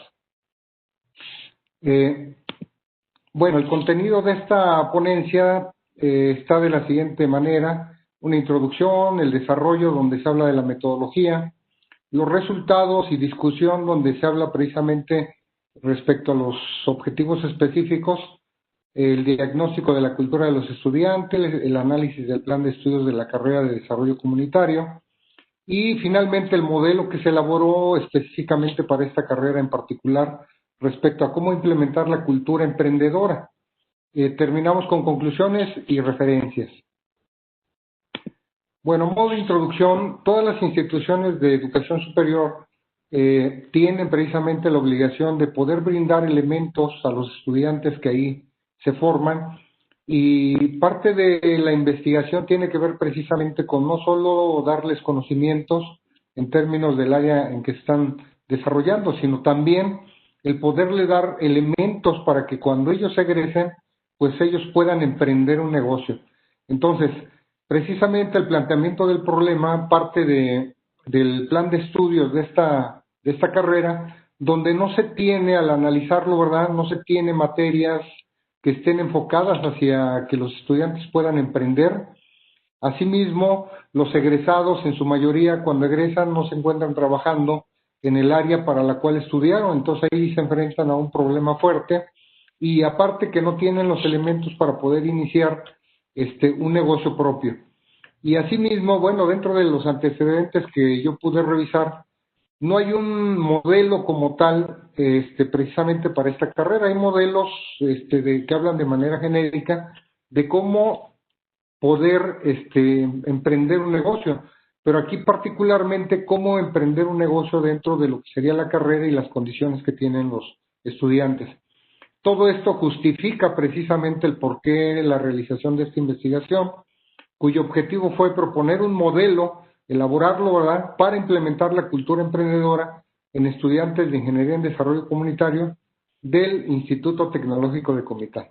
Algunas preguntas de investigación que se plantearon al inicio fue precisamente qué herramientas se pueden utilizar para mejorar las actitudes de los individuos, qué estrategias y acciones se recomiendan implementar en las instituciones de nivel superior para fomentar el emprendimiento.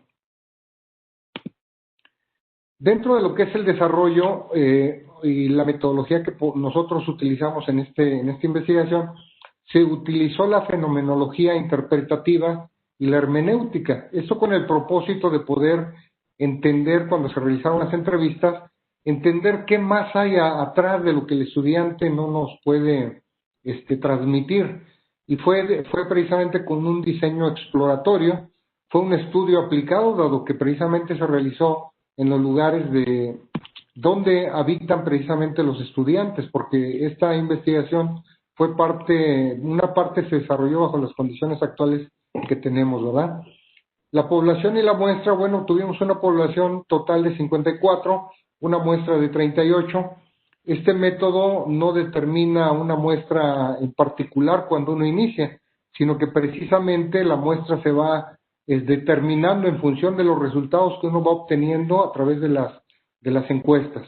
Los instrumentos que se utilizaron fueron las entrevistas en profundidad, cuestionarios y posteriormente, ¿verdad?, el procedimiento que nosotros utilizamos fue el método cualitativo, que fue precisamente el entender a profundidad y comprender el tema relacionado con las expectativas de los alumnos hacia el emprendedurismo. El análisis de la información, bueno, pues fue a través de diferentes tablas de origen, tablas de resumen codificadas y tablas concentradoras de la información y elaboración de gráficos. Dentro de lo que son los resultados que tuvimos nosotros, el 58% de los entrevistados fueron mujeres, el 42% fueron hombres. El rango de edad fluctúa entre los 19 y los 25 años.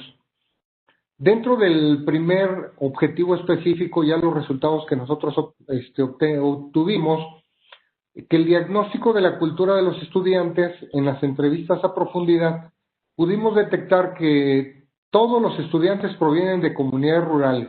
Nosotros estamos en una área de origen tojolabal. Muchos de ellos hablan precisamente el dialecto, el idioma tojolabal. La gran mayoría no trabaja, no tiene un empleo como tal, sino que se dedican a labores de la casa, las mujeres, ¿verdad?, y los hombres pues, a apoyar al papá en las actividades de campo. Pero sí, por otro lado, detectamos que ellos quieren emprender, tienen ese objetivo de poder emprender un negocio. También detectamos que ellos, al estudiar, buscan mejorar la calidad de vida que actualmente tienen, y algo bien interesante es que ellos quieren ayudar a sus comunidades, porque dentro de las comunidades hay un gran potencial de oportunidades para poder emprender algunos negocios. Algo que hay que trabajar con ellos es que son cohibidos, les cuesta trabajo hablar, les cuesta trabajo relacionarse. Entonces, parte del modelo, pues precisamente atiende estas problemáticas. Dentro de los cuestionarios, por ahí tuvimos 32 preguntas divididas en 4 apartados, y el 73% de los encuestados nos dijo que sí tienen motivación por aprender. Asimismo, el 59% que la escuela sí está teniendo una influencia en el sentido del emprendedurismo, emprendimiento de lo que ellos están aprendiendo.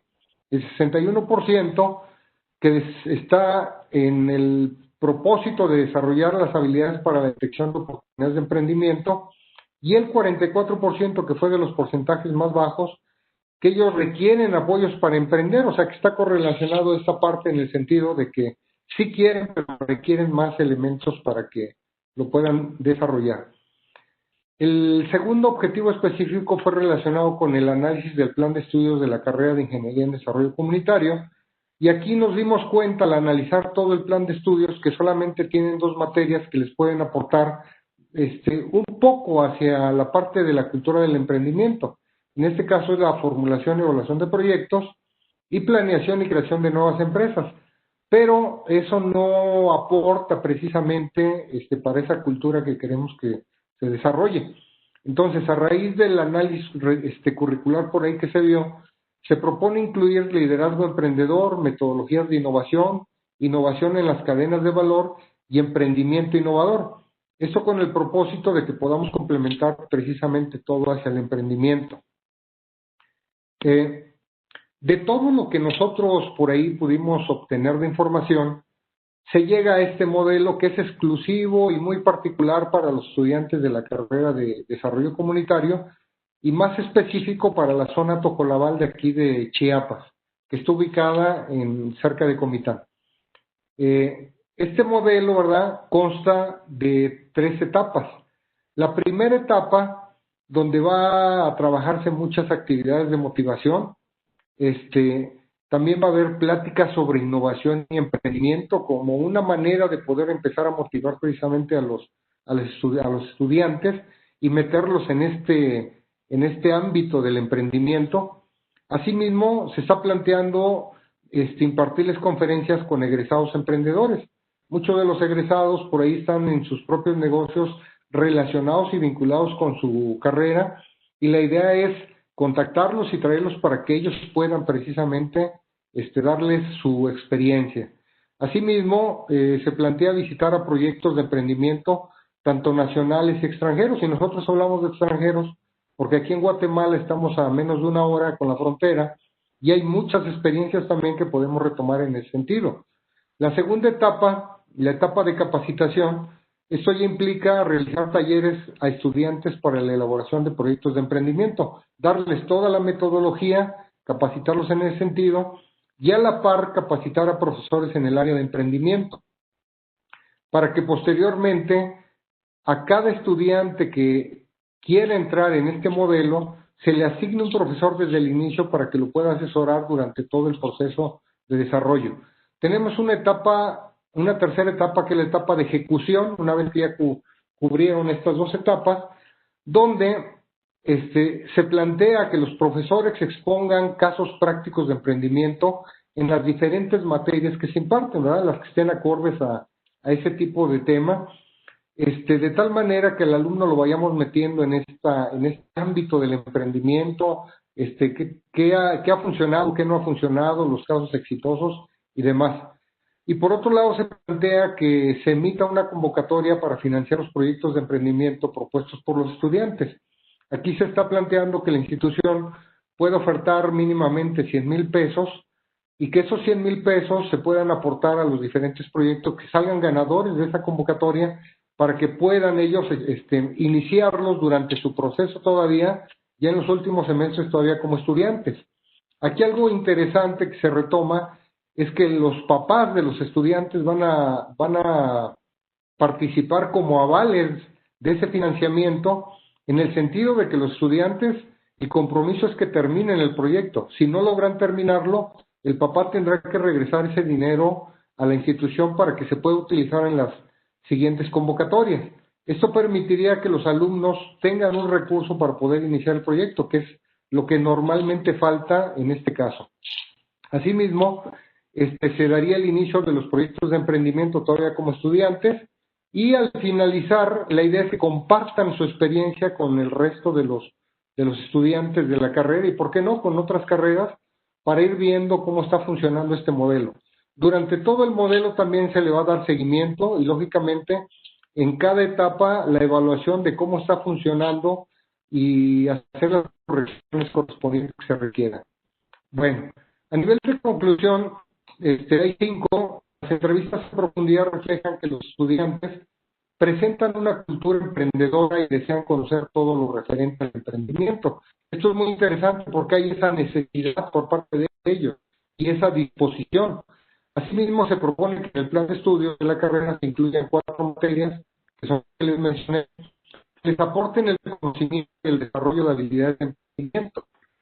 También se propone un modelo integral que retoma el sentido de los estudiantes con el propósito de fomentar la cultura de emprendimiento que ingresan a la carrera de tal manera que cuando ingresen tengan su proyecto. La gran problemática es de que no hay empleo. cuando egresen tengan la posibilidad precisamente de poder generar su propio empleo. Y para mejorar las actitudes de los estudiantes, utilizar herramientas a través de cursos curriculares de motivación, experiencias con sus pares, talleres de asertividad y proactividad, trabajo en equipo y aprendizaje activo. Y para buscar el emprendimiento en las instituciones de nivel superior, se debe tener un espacio físico donde los estudiantes desarrollen un proyecto con la idea de su y se les proporcione asesoría profesional. Esto es parte de lo que del resultado que se obtuvieron. La literatura, una parte de la literatura por ahí también se utilizó en el documento general, pues hay mucho, ¿verdad? Muchas gracias, y esto es lo que por mi parte quería compartirles. Muchas gracias por la presentación, José Godínez. Pasemos a la ronda de preguntas. Para ello, solicito a los que deseen realizar alguna pregunta, activen la mano virtual que se ubica a un lado de su nombre, en la lista de participantes. Me parece que no hay preguntas, no sé si alguien quiere hacerla, entro en dificultad de levantar la mano virtual. José, una pregunta. ¿Cómo percibes tu investigación los alumnos de este instituto? ¿Te ha sido fácil vincular con ellos? Sí, bueno, pues precisamente, como comenté, parte del desarrollo de la toma de datos fue durante ya este problema del COVID, y ahí, bueno, pues tomamos todas las medidas, correspondientes, y sí hubo buena disposición por parte de los estudiantes. En la actualidad incluso se han acercado, porque he comentado acerca de esta investigación con otras carreras, y hay alumnos de otras carreras que quieren participar de este modelo para que cuando egresen ya no tengan la problemática actual de que ya no hay, pues no hay empleo, ¿verdad? Entonces, aquí hay muchas oportunidades en las comunidades donde se puede trabajar y precisamente interdisciplinariamente para poder generar un empleo. Entonces, esa es la idea, y todavía no lo he compartido con los alumnos de la carrera, dadas las condiciones actuales. Nosotros en diciembre tenemos un congreso, y la idea es por ahí, en una conferencia, pues comentar un poquito también esta parte de la información. Ok, perfecto, muchas gracias. En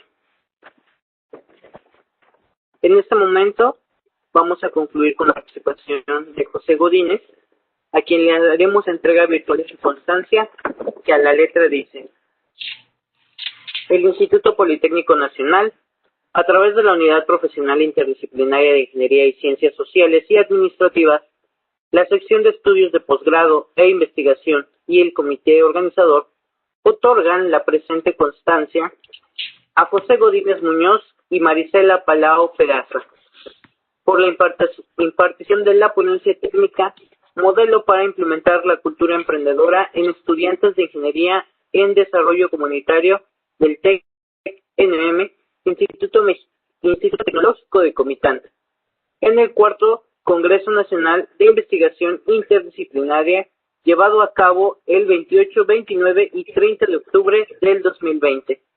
La técnica al servicio de la patria. Firman la doctora Mayra Antonio Cruz, coordinadora general, y la doctora Claudia Alejandra Hernández, parte del comité técnico. Les pido, por favor, activen sus micrófonos y le regalen un fuerte aplauso.